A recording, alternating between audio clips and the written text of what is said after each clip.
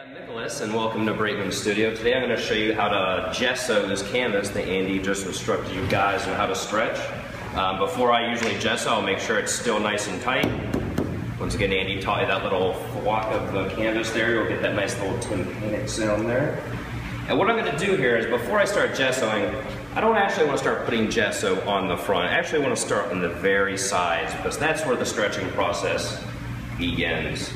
So I don't want to go super crazy here. I'm going to try and put this on nice and fast for you guys here. But we don't need a thick layer on this. Just enough to get that canvas start to get stretched. I'm going to do a little bit more.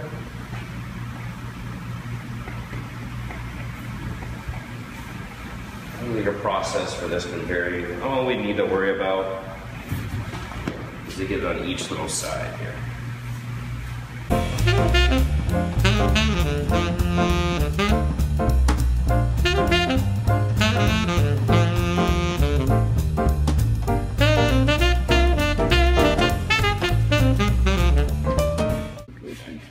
Alright, now that we've painted the outside edge of the canvas, now it's time to go onto the actual surface that we'll be doing the painting on. Now we don't want to just start coming and putting it in the center because what that's going to do is it's going to weight this down and it'll create a floppy canvas.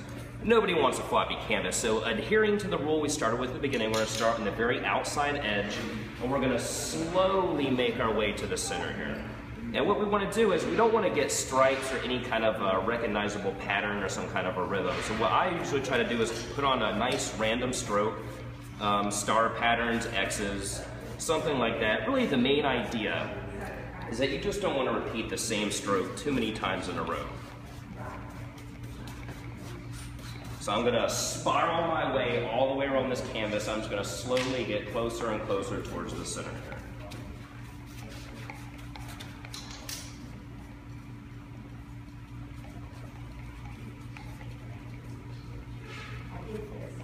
One thing you could notice is that I'm not putting on a thin amount of gesso. I'm not putting on big clumps like that.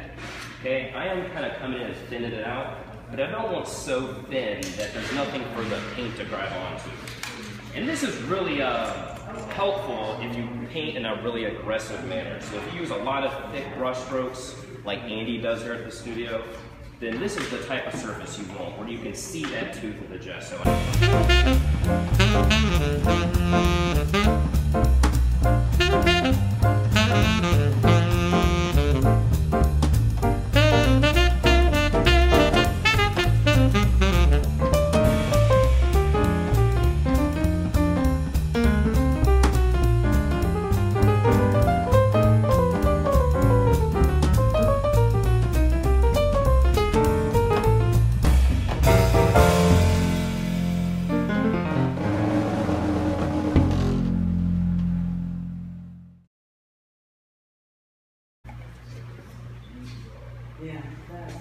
Now that I have gotten to the center here, I just want to finish filling this in, come back in. All right, we've got everything covered. It's all white.